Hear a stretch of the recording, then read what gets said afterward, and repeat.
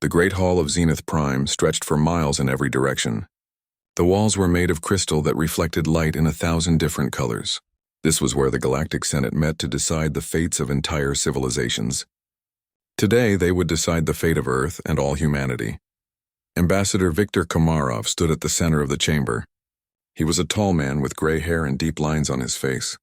Those lines told stories of decades spent trying to bring Earth into the galactic community. Today, those efforts might mean nothing. The other delegates sat above him on their platforms, arranged in a great circle. Each species had their own place. The Zethians sat high and proud, their forearms folded across their chests. Their skin was dark blue, almost black, and their eyes glowed like red fire. Next to them were the Vraks, beings of pure light that flickered and danced in crystalline chambers. The Trixans looked almost human, but with skin like polished stone. There were dozens of other species too, some that Komarov could not even name. The Zethian chief, Commander Vexthor, stood first. His voice was deep and rumbled through the chamber like thunder.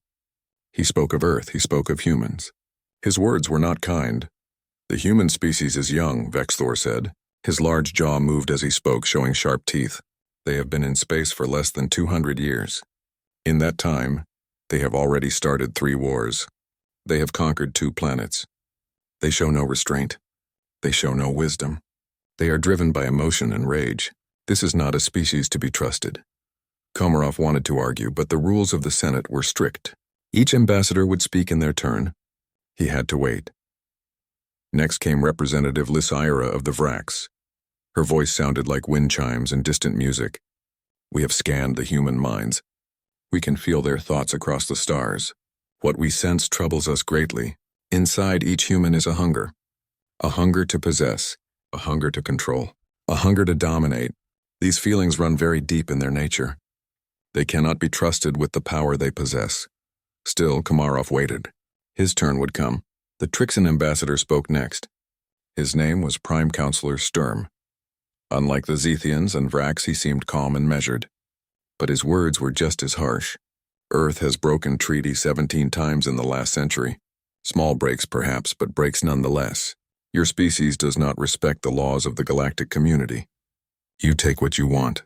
You do what you please. You ask forgiveness later. This pattern will only continue." The other delegates began to nod. Some made sounds of agreement. Komarov felt his heart growing heavy in his chest. He knew that the vote was already decided. The case had been made against humanity. Now he had to try to save his people. When his turn came, Komarov stood straight. He spoke with confidence even though he felt fear. He told the Senate about humanity's art. He spoke of the music humans created, the paintings, the stories they told. He explained how humans had ended slavery among their own people. He talked about the sacrifices humans made for strangers, for people they had never met. He spoke of the human ability to see the good in others, even when it seemed hopeless. But Vexthor interrupted him. "Pretty words, Ambassador. But we are not children telling stories around a fire. We are leaders of civilizations. We must deal in facts, not dreams." The other delegates laughed. Some of their sounds were like nothing Komarov had ever heard before. "The fact is simple," Vexthor continued. "The human species is a threat to galactic peace. They are too unpredictable. They are too aggressive. They are too willing to risk everything for abstract ideas. This is not wisdom. This is madness," the vote was called. Komarov already knew what would happen, but still he watched as each delegate cast their vote. Not one voice rose in support of humanity. The vote was unanimous. Earth had been classified as a level 5 threat. The same classification that had been given to the Krell, the Sharmak, and the ancient Void Walkers. All 3 civilizations were now extinct. The chamber fell silent. Even the Vraks stopped their flickering for a moment. Everyone knew what this vote meant. The chief arbiter, an ancient being named Keeper Theros, stood to announce the verdict. His voice was solemn. "By unanimous vote of the Galactic Senate, the human species of Earth is hereby classified as level 5 threat. Earth is given a period of 6 months to demonstrate that this classification is incorrect. At the end of this period, a new vote will be held. Should the Senate believe that the threat remains, quarantine protocols will be activated. Should the threat be deemed too severe, extermination protocols will be authorized." Komarov felt the words like physical blows. Extermination protocols. That meant Earth could be destroyed. All of humanity. everyone he knew, everyone he loved, all gone. The arbiter spoke again. Ambassador Komarov, you are dismissed. You have 6 months to convince this Senate that your people are not a danger to the galaxy. Use this time well. Komarov left the chamber in silence. The crystal walls seemed to glow with mockery. The beautiful colors now looked like blood. He made his way to the transport that would take him to his ship. His hands trembled as he walked. His mind raced with thoughts of what he would say to the people of Earth. How could he tell them that the galaxy had turned against them? How could he explain that their home world had 6 months to prove itself, or face destruction? As his ship left Zenith Prime and jumped into faster-than-light travel, Komarov stared out at the stars. Somewhere out there was Earth. Somewhere out there were billions of people who had no idea that their entire civilization had just been sentenced to possible death. He had to find a way to save them. He had to find a way to show the galaxy what humanity truly was, because if he failed, everything would end. The ambassador closed his eyes and began to think. 6 months was not much time, but it was all humanity had. The news hit Earth like a meteor. Every news channel, every radio station, every social media platform exploded with the same message. The Galactic Senate had declared Earth a threat. Humanity had 6 months to prove they were not a danger to the galaxy, or face extinction. The reaction was immediate and severe. Governments held emergency meetings. Military forces were placed on high alert. People gathered in streets and public places. Some prayed, some panicked, some grew angry. In the United Nations headquarters in New York, the Security Council met in an emergency session. Every world leader was connected by video or present in person. Fear filled the room like a thick fog. General Marcus Powell from the United States military spoke first. His voice was hard and military. We need to show strength. We need to arm ourselves. If the galaxy wants to destroy us, we will make them pay a price they cannot forget. We will show them that humans are not easy prey. Others agreed. The Russian representative talked about building new weapon systems. The Chinese delegate spoke of militarizing space. The French ambassador wanted to form a unified Earth defense force. Most of the room was focused on one thing: preparing for war. But in a small office in the space agency building, one woman was thinking differently.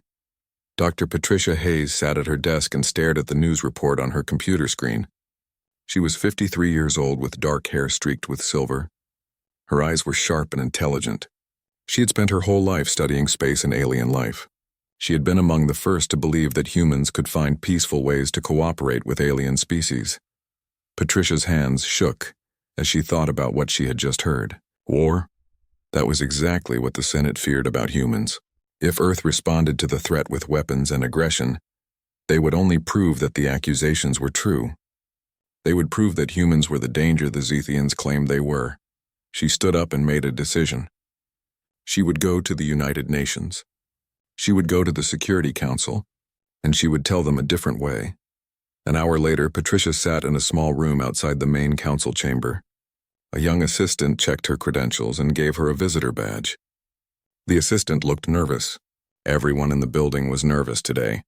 When Patricia entered the council chamber, all eyes turned to her. General Powell looked annoyed at the interruption. Dr. Hayes, this is a closed session. You do not have clearance to be here. Patricia spoke quietly but firmly. I have a message from the space agency. You need to hear what I have to say.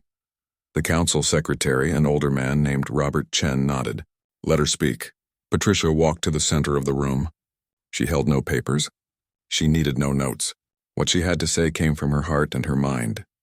The Senate is afraid of us. They fear that we are aggressive.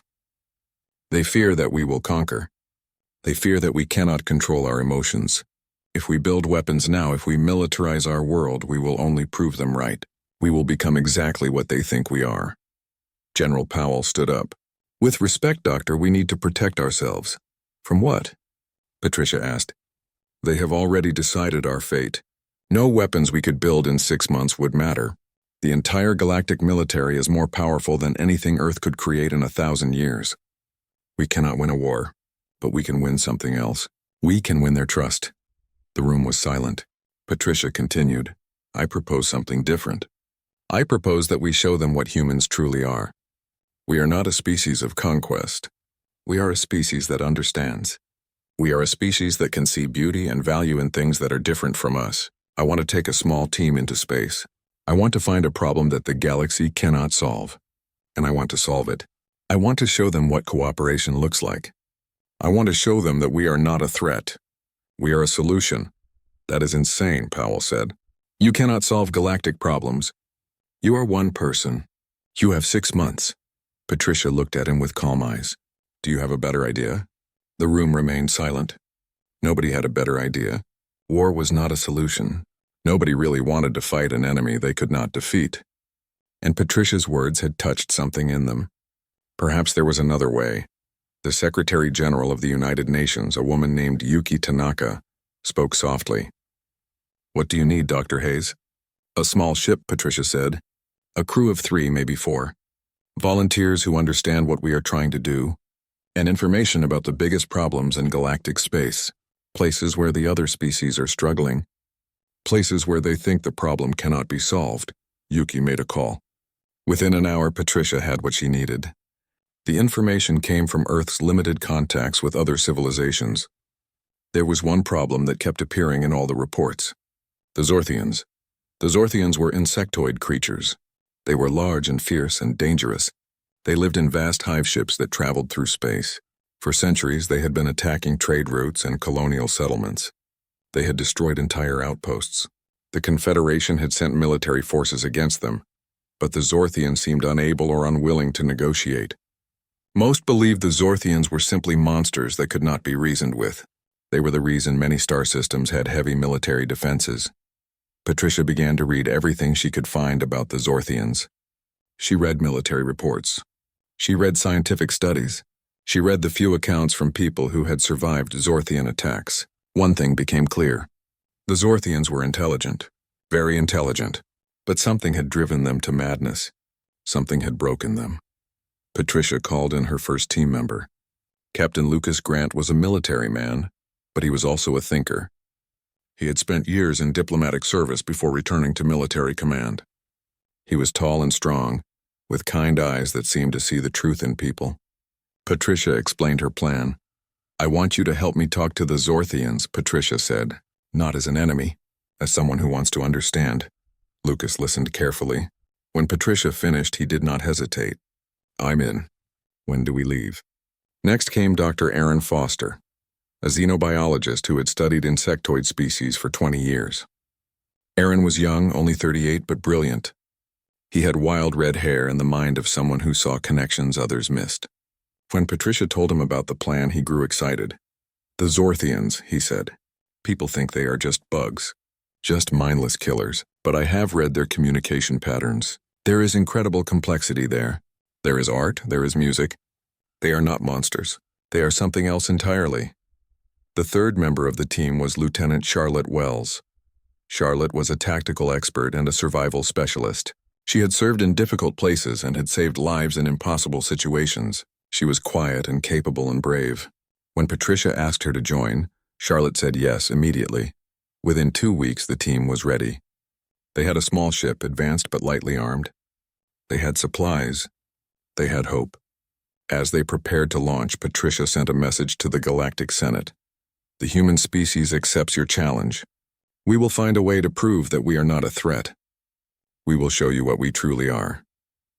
The ship lifted off from Earth. As it rose into the sky, Patricia looked back at her world one last time. She did not know if she would ever see it again. She did not know if her plan would work. But she knew one thing for certain. Humanity's fate now rested in the hands of a small team of people who believed that understanding could change everything. The Bleeding Nebula was not like anything in any of the Earth databases. It was a region of space where stars had died long ago. The remaining gas and dust created a thick cloud that glowed with shades of red and purple. It looked like blood mixed with bruises. This was why people called it the Bleeding Nebula. Captain Lucas Grant sat in the pilot seat of the small human ship. His hands were steady on the controls, but his heart beat faster than normal. They were about to do something that had never been done before. They were going to approach a species that everyone said could not be reasoned with. They were going to try to make peace with the Zorthians. Dr. Aaron Foster stood behind the captain's chair. His red hair seemed to glow in the light of the screens around him. He was studying every piece of data they had about Zorthian biology and behavior. According to my analysis, we should be seeing their hive ships in approximately 3 minutes, Aaron said. His voice was calm, but Patricia could hear the excitement underneath. Lieutenant Charlotte Wells checked the weapon systems one more time. The ship carried defensive systems, but they were minimal. This was not a warship. This was a ship of peace. Charlotte made sure the weapons were in standby mode. If anything happened, they could defend themselves, but only barely. It was a statement without words. We come as friends, not fighters. Patricia Hayes sat in the communications station. She had prepared the message they would broadcast. It was simple and clear. It said hello. It asked for peaceful contact. It expressed Earth's desire to understand. She had written it in 17 different languages, including mathematical patterns that any advanced species should recognize as symbols of peace. There, Charlotte said, pointing at the main screen. Movement. Large movement. A shape appeared on the screen, then another, then more. The Zorthian hive ships were like nothing any of them had expected. They were organic structures, not built machines. They seemed to grow rather than be constructed. The largest ship was the size of a small moon. Its surface was covered with what looked like chitin, hard outer shells like a beetle's back. Smaller pods hung from the massive structure. Thousands of them, millions perhaps. Each pod could hold Zorthians. They are beautiful, Aaron whispered. Patricia activated the communication system. She sent the message on all frequencies. She repeated it again and again. Hello, we come in peace. We wish to understand. We wish to talk. For several minutes there was nothing. Just silence and the gentle hum of the ship's engines. Then the radio came alive with sound. It was not words. It was clicks and chirps and vibrations that seemed to make the entire ship shake. The sound was so loud that it almost hurt their ears. Are they attacking? Charlotte asked, her hand moving toward the weapons controls. No, Aaron said quickly. Look at the frequency. They are responding. They are trying to communicate. They are using sound because they sense we use sound. They are adapting. They are being intelligent about this. Patricia sent another message. This one was simpler. It was just a pattern, a rhythm, a heartbeat. The Zorthian response came faster this time. They sent back the same rhythm, a heartbeat.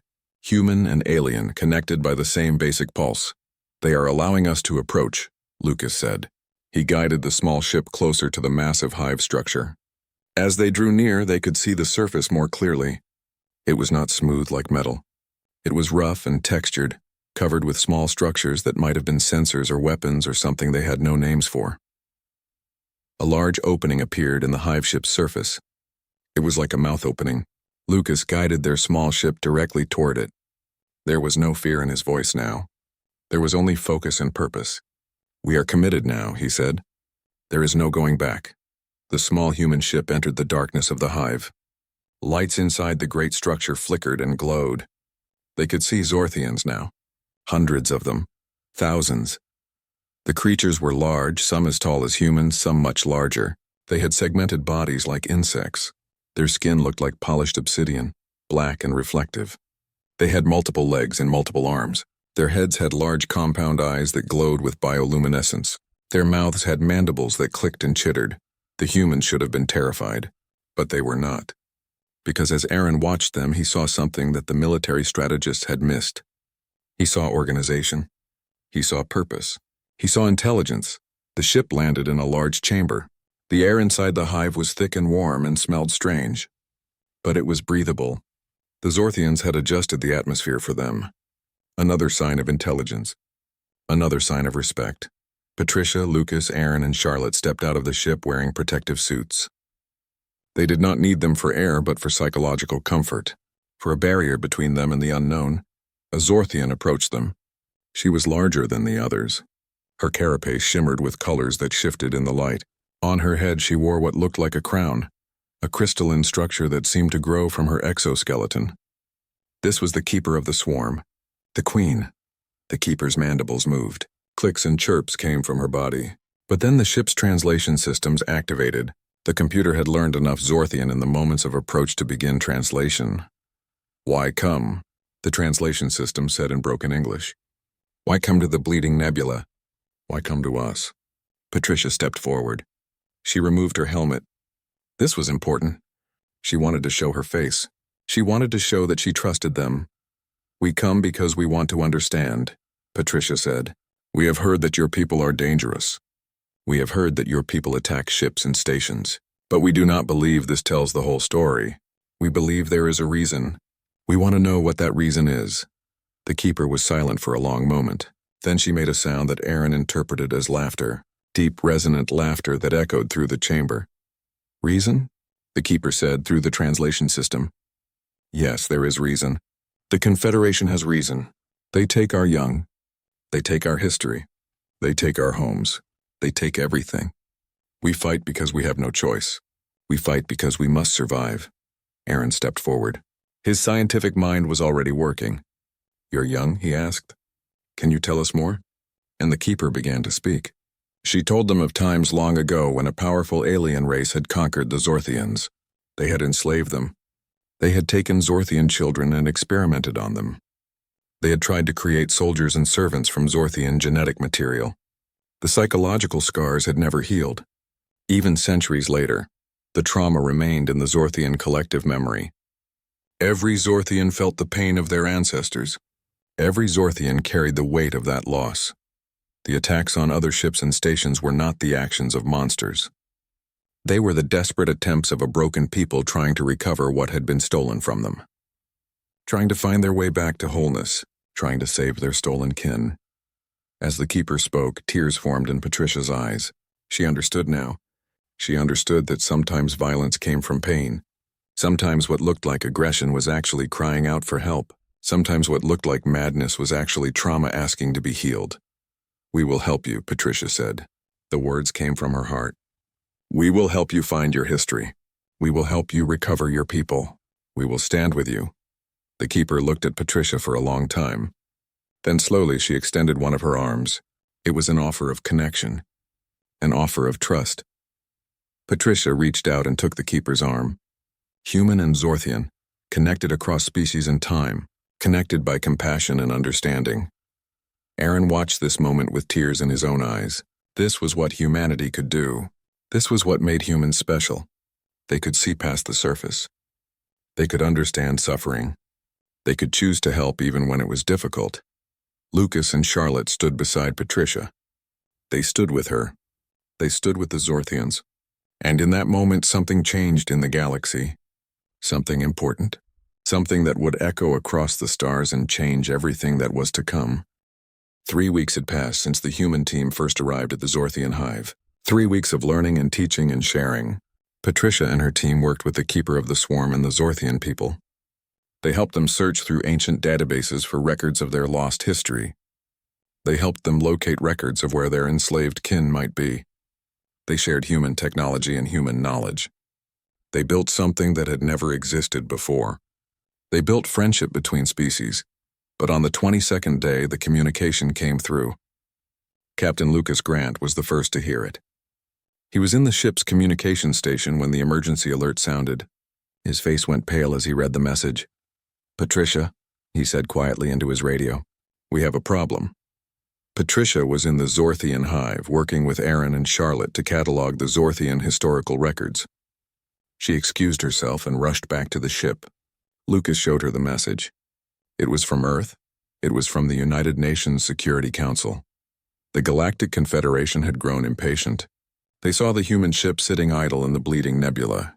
They saw humans cooperating with the Zorthians. They believed the humans had joined with the Zorthians against the Confederation. The Senate had authorized a military strike. A fleet of warships was being sent to destroy both the human ship and the Zorthian hive. The fleet would arrive in less than 4 days. Patricia felt cold. All of her work, all of their progress, it was about to be destroyed. Not because they had failed, but because the Confederation did not understand what they were trying to do. "We need to tell the keeper," Charlotte said. The keeper of the swarm listened to the news without showing emotion, but Patricia could see the sadness in the way her mandibles moved, the way her compound eyes dimmed slightly. The Zorthians had survived so much. They had survived enslavement. They had survived centuries of trauma. And now, just when they were beginning to heal, the galaxy wanted to destroy them again. The Confederation does not want peace. the Keeper said through the translation system. The Confederation wants control. They fear us. They fear you. They fear what can happen when different species work together. We can run, Lucas suggested. We can take the ship and leave. We can try to reach another star system and leave the Keeper to face the fleet alone. Patricia shook her head. No, that is not what humans do. We do not abandon our friends. Then what do we do? Aaron asked. We cannot fight a Confederation fleet. Our ship is built for exploration and diplomacy. We have minimal weapons. It would be suicide. Patricia was quiet for a long moment. She looked at Lucas. She looked at Charlotte. She looked at Aaron. She looked at the Keeper. Then she made a decision that would change everything. We do not run, Patricia said, and we do not fight alone. We fight together. We show the Confederation what cooperation looks like. We show them that humans and Zorthians stand together. Maybe that will make them hesitate. Maybe that will make them think twice before firing. The Keeper's mandibles clicked rapidly. It was a sound like applause, like approval. This is why I trust you, the Keeper said. This is why I believe humans are not the threat the Confederation claims. Lucas moved immediately into action. He was a military man and he understood strategy. He worked with the Keeper to position the Zorthian hive ships. The Keeper commanded her people to prepare their defensive systems. The hive ships were not built for war, but they could defend themselves. They had weapons. They had shields. Together with the small human ship, they arranged themselves in a pattern that made a clear statement. We stand together. We are united. 3 days passed. The waiting was hard. The tension grew thicker each hour. Patricia spent time with the Keeper, discussing what would happen. Aaron worked with Zorthian scientists to share knowledge about space travel and warfare. Charlotte trained Zorthian warriors in tactical coordination with the human team. Lucas prepared their ship's defenses, knowing that their weapons were small and weak compared to what was coming. On the 4th day, they appeared. The Confederation fleet emerged from faster-than-light travel like a storm. 30 ships, massive warships built for destruction.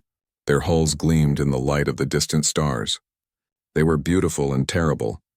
They formed a half-circle around the human and Zorthian position, boxing them in, cutting off any escape route. A communication came through immediately. A voice of authority. A voice of command.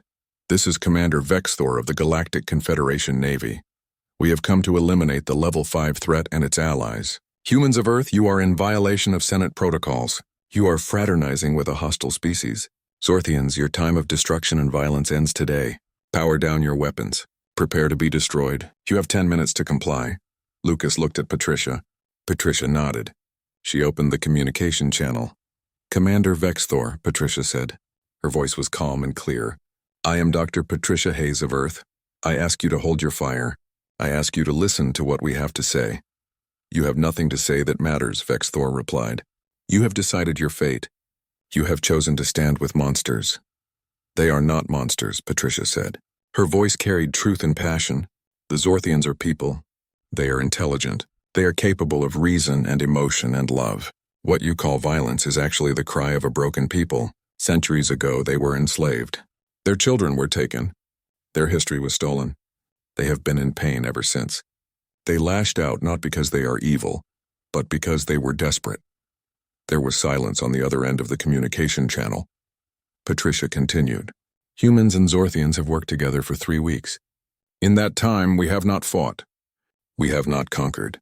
We have learned and understood. We have become friends. This is what is possible when different species choose cooperation over fear. You speak words, Vexthor said coldly, but words change nothing. Lucas activated the tactical display. He showed Vexthor the arrangement of ships, the Zorthian hive vessels, the small human exploration ship, all positioned to defend each other, all ready to stand together. We are not asking you to accept our friendship, Lucas said into the communication. We are simply asking you to witness it. Watch what we do. See how we protect each other. See how we coordinate without conquest. See what is possible. This ends now, Vexthor said. Fire. The first volley of weapons came from the Confederation fleet. Energy weapons. Plasma bolts. Missiles that moved faster than thought. But they did not hit their targets. Because Lucas and the Keeper had anticipated this, the Zorthian hive ships moved in a coordinated pattern. using their own shields to protect each other. The human ship dove and weaved through the space between them, its advanced systems allowing it to move in ways the larger ships could not. The weapons struck empty space. The shields held more weapons came. More and more. The Confederation fleet was testing them now, trying to find weakness, trying to exploit any gap in their defense. But Patricia, Lucas, Aaron, and Charlotte worked perfectly with the Keeper and her commanders. They communicated without hesitation. They moved as one unit. They protected each other with the kind of perfect coordination that came only from genuine trust and genuine sacrifice. Charlotte took a weapon hit that could have been devastating.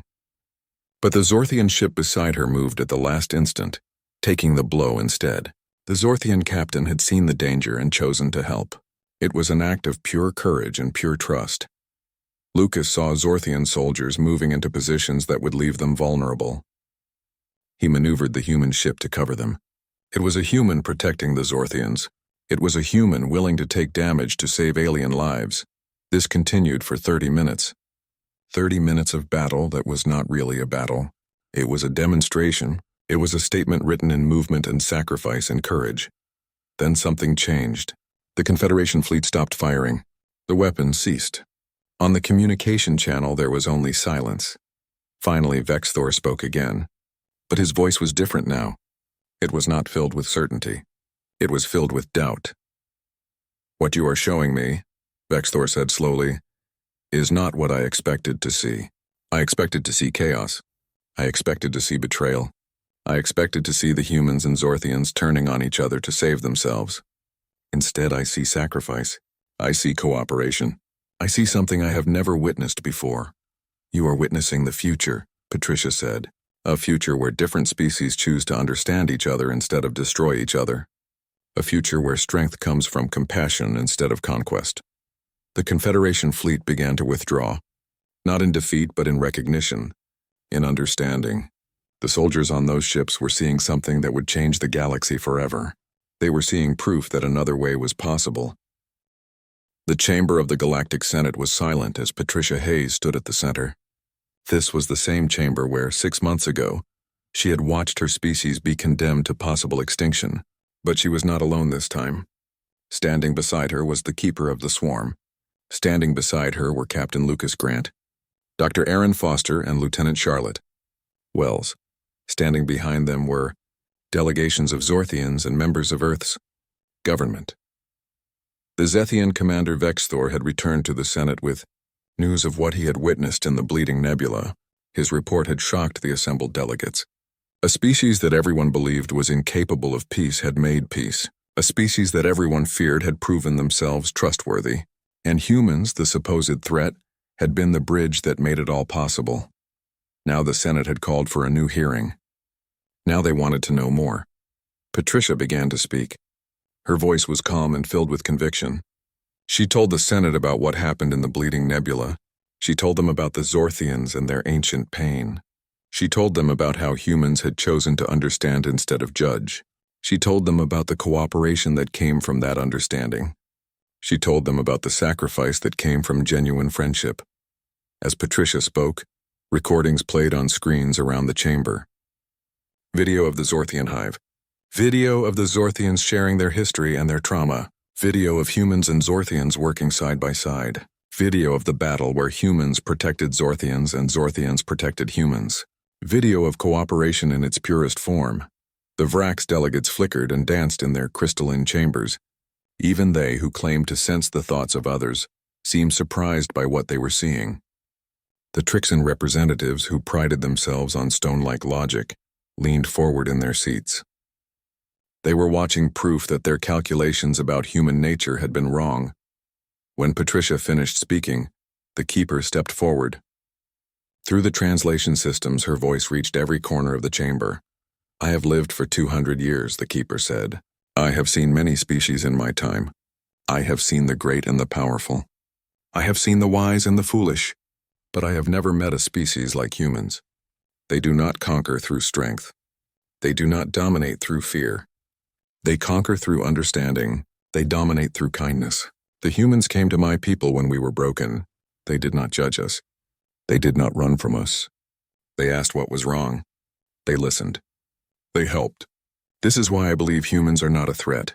They are a solution. The Keeper's words carried weight that no weapon could match. She had survived centuries. She had seen civilizations rise and fall, and she was saying that humans were different. Humans were special. Humans were trustworthy. Aaron Foster stepped forward next. He carried a data device that contained everything they had learned about Zorthian biology and culture. Everything that showed how intelligent and complex the Zorthian species truly was. The Zorthians have a culture that goes back thousands of years, Aaron explained. They have art, they have music, they have mathematics and philosophy and science. They have dreams and hopes and fears just like any other intelligent species. What the galaxy failed to see was not because the Zorthians were hidden. It was because the galaxy did not want to look. Humans looked. Humans saw. And now the Zorthians are no longer invisible? Commander Vexthor stood up. All eyes turned to him. He was the one who had ordered the strike on the human and Zorthian position. He was the one who had come close to genocide. But he was also the one who had stopped. He was the one who had chosen to withdraw and think instead of destroy. I came to the Bleeding Nebula as a warrior, Vexthor said. His deep voice filled the chamber. I came believing that violence was the only answer. I came believing that humans and Zorthians were enemies that needed to be destroyed. But what I witnessed changed my understanding. I saw humans willing to die for beings they had only just met. I saw Zorthians willing to trust beings they had been taught to fear. I saw cooperation. I saw the future. And I came to realize that I had almost destroyed something beautiful. I had almost destroyed the future of peace in our galaxy. The Zethian commander paused. Then he did something that shocked everyone in the chamber. He bowed. A Zethian warrior, bred for combat and honor, bowed to Patricia Hayes and the Keeper of the Swarm. It was an act of respect and humility, an act of acknowledgement that he had been wrong. The Vrax delegates made sounds like wind chimes. The Trixans nodded slowly. The other species in the chamber began to make sounds of agreement. Something was changing. Something fundamental was shifting in the way the galaxy viewed humans. The chief arbiter, Keeper Theros, stood to announce the new vote. But before he could speak, something unexpected happened. One by one, the delegates began to stand. Not in protest. In respect. In recognition of what had been accomplished. The Senate votes now on the status of humanity, Keeper Theros announced. We vote on whether Earth and its people remain classified as a Level 5 threat. We vote on whether humans have proven themselves to be a danger to galactic peace. The vote came swiftly. Not a single delegate voted to maintain the threat classification. Not one. Earth had been unanimously exonerated. But then Keeper Theros made an announcement that nobody had expected. The Senate now votes on a new classification for humanity. A classification that has never existed before. We vote on whether to recognize Earth and humanity as the bridges, beings whose gift to the galaxy is not weapons or conquest, but the ability to understand and connect with those who are vastly different, beings whose strength lies in compassion and cooperation. Again, the vote was unanimous. Humanity was no longer seen as a threat. Humanity was now recognized as a solution. Humanity was the bridges. Patricia felt tears on her cheeks as she heard the result. She thought of all the people on Earth who had believed in this possibility. She thought of the governments that had nearly chosen war instead of understanding. She thought of how close humanity had come to being destroyed, and she thought of how one choice, one decision to try a different way, had changed everything. Over the next weeks, news spread across the galaxy. Species that had been isolated for centuries began reaching out to humanity. The Shartok, who had been in hiding for 1,000 years, sent messages asking for contact. The Vexnar, who had built walls around their systems, began to open their borders. Civilizations that had been broken by ancient trauma sent delegations to meet with humans and the Zorthians. They wanted to learn. They wanted to understand. They wanted to heal. Earth's role in the galaxy transformed overnight. Humans were no longer seen as threats or outsiders. They were mediators. They were healers. They were the species that could listen and understand in ways that others could not. Patricia established the Bridges program on Earth. Humans from all nations and backgrounds trained to work with alien species. They learned languages and cultures. They learned to see the good in difference rather than fear it. They became ambassadors not just for Earth, but for cooperation itself. Lucas Grant became the military commander of the Galactic Peace Corps. ensuring that cooperation was protected from those who would try to maintain old patterns of control and fear. Aaron Foster established the Institute for Interspecies Understanding, where scientists from dozens of species worked together to study each other and learn from each other. Charlotte Wells became the director of the Bridges Protection Force, ensuring that peaceful cooperation was defended against those who would use force to maintain the old order, and the Keeper of the Swarm became one of Patricia's dearest friends. The human and the Zorthian, from species separated by millions of years of evolution, had become sisters in all but biology. 6 months after that final vote, Patricia stood on the bridge of a new ship. A ship built by humans and Zorthians together, a ship that carried a message of peace and understanding to every corner of the galaxy. She looked out at the stars and smiled. The galaxy was changing, not through conquest, not through fear, but through one simple human choice to see the good in others and to try to build bridges instead of walls. Earth had proven the Senate right about one thing. Humans were a threat to tyranny, a threat to isolation, a threat to the old ways, but they were not a threat in the way the Senate had feared. They were a threat to everything that held the galaxy back from becoming something better, and that Patricia knew was exactly what the galaxy needed. 1 year after the Senate's new vote, Patricia Hayes stood in the observation deck of the Bridges diplomatic ship. The ship was different from any human vessel ever built. It was a collaboration between human engineers and Zorthian architects. The result was a ship that combined human sleekness with Zorthian organic design. It looked like something alive, something that belonged in the stars. Patricia was no longer just a director of the space agency. She was now the chief ambassador for human-galactic relations. The title was long, but her job was simple. She traveled between worlds. She met with species that were struggling. She listened to their stories. She helped them find solutions. She was exactly what the galaxy had needed, and nobody had known it until now. Today, she was traveling to a star system that had never before welcomed outsiders. The Vexenar had built walls around their territory thousands of years ago. They had closed themselves off from the rest of the galaxy after a terrible war. Nobody knew exactly what had happened to them. Nobody knew why they had isolated themselves so completely. But the Vexenar had sent a message through official channels. They wanted to meet with humans. They wanted to understand if there was hope for their broken world. Captain Lucas Grant stood beside Patricia. He was studying the approach to the Vexenar system. The planetary defenses were still active, but they had been lowered slightly to allow the human ship to enter. It was a small gesture, but it was significant. The Vexenar had never lowered their defenses for anyone. "They are afraid," Lucas said quietly. "I can feel it in the way they positioned their defenses. They want to meet us, but they do not know if they can trust us." "Fear makes sense," Patricia replied. "They have been alone for so long. They have had only their own pain to keep them company. Meeting someone new must be terrifying." The ship descended toward the primary planet of the Vexenar system. The world below was beautiful but sad. Large cities stood empty. Parks had grown wild. It looked like a civilization that had forgotten how to live. The atmosphere was still breathable. The technology still functioned.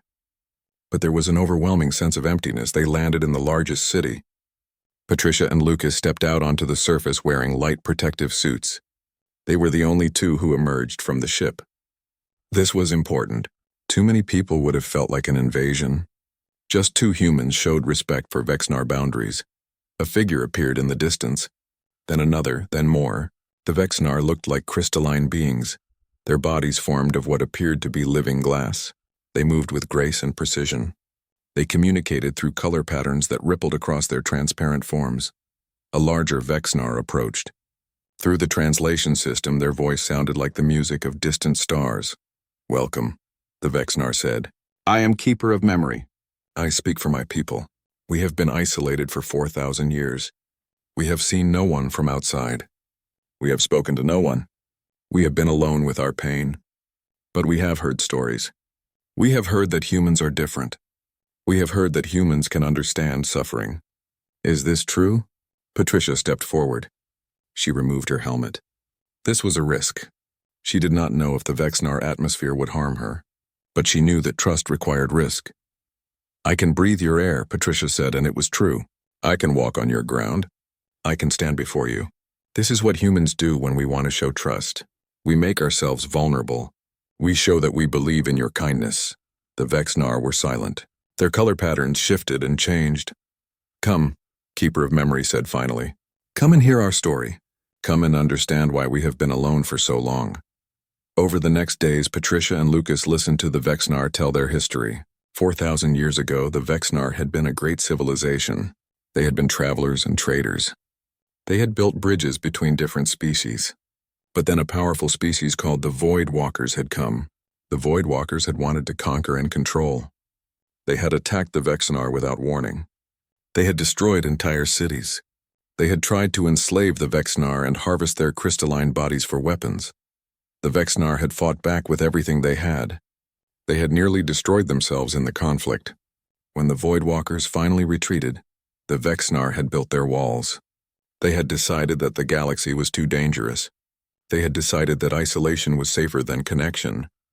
But isolation had its own cost. Over thousands of years, the Vexnar had forgotten how to love. They had forgotten how to create. They had forgotten how to dream. They had become a civilization frozen in trauma and fear. We built these walls to protect ourselves, Keeper of Memory said, color patterns flowing like tears across their crystalline body. But the walls also trapped us. We have been living in a prison we built ourselves. Patricia listened to this story with deep compassion in her heart. She understood now why the galaxy needed humans. Because humans had survived their own darkness. Humans had known war and suffering and trauma. But humans had also learned to move past it. Humans had learned to hope.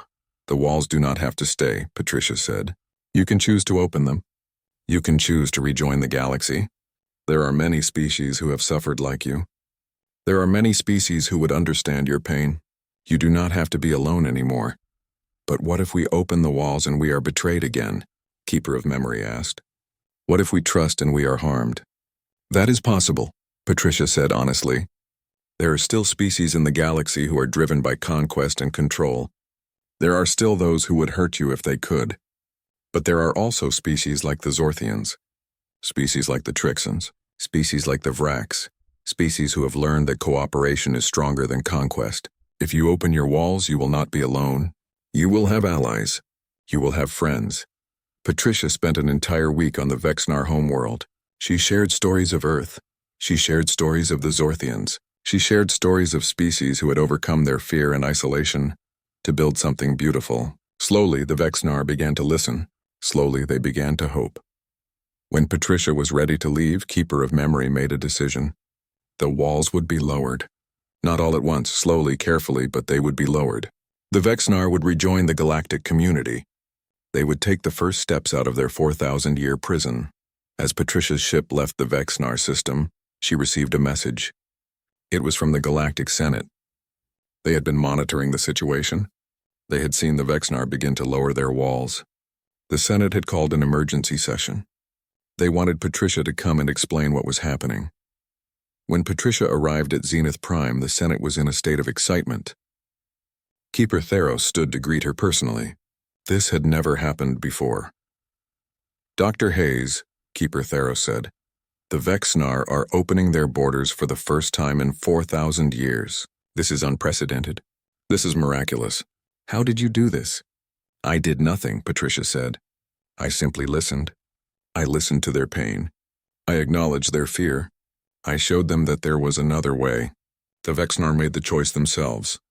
But the real miracle was bigger than that. Within weeks, 5 more civilizations that had been isolated came forward. They sent messages to the human ambassadors. They wanted contact. They wanted to know if peace and cooperation were truly possible. They wanted to know if humans could help them heal their ancient wounds. The galaxy was transforming, and at the center of that transformation was humanity, not through conquest or technology, but through something far more powerful, through compassion, through the willingness to listen, through the ability to see potential in others, even when they could not see it in themselves. Patricia established the Healing Worlds Initiative. Humans trained as counselors and mediators traveled to civilizations that had been broken by war and trauma. They helped connect isolated species with the broader galactic community. They facilitated meetings between species that had never before communicated. They built bridges not just between humans and aliens, but between all the varied species of the galaxy. 1 year later, There was a celebration on Earth. It was the second anniversary of the Senate's decision to classify humanity as the Bridges. Delegations from hundreds of species came to Earth. They came from the stars to walk on human ground. They came to celebrate what had been accomplished. The keeper of the swarm was there, standing beside Patricia. The Vexnars sent their most beautiful crystalline artisans to create sculptures celebrating peace. The Trixans brought gifts of stone that had been carved over centuries with patience and precision. The Vracs danced in their bioluminescent way, creating light patterns that told stories of hope and transformation. Patricia looked at all of them gathered together. She thought of where humanity had been just 2 years ago. On the edge of extinction, feared and misunderstood, condemned by the galaxy. Now they were celebrated. Now they were trusted. Not because they had become stronger or more advanced, but because they had chosen to be kind. They had chosen to listen. They had chosen to understand. And in making that choice, they had changed not just their own fate, but the fate of the entire galaxy.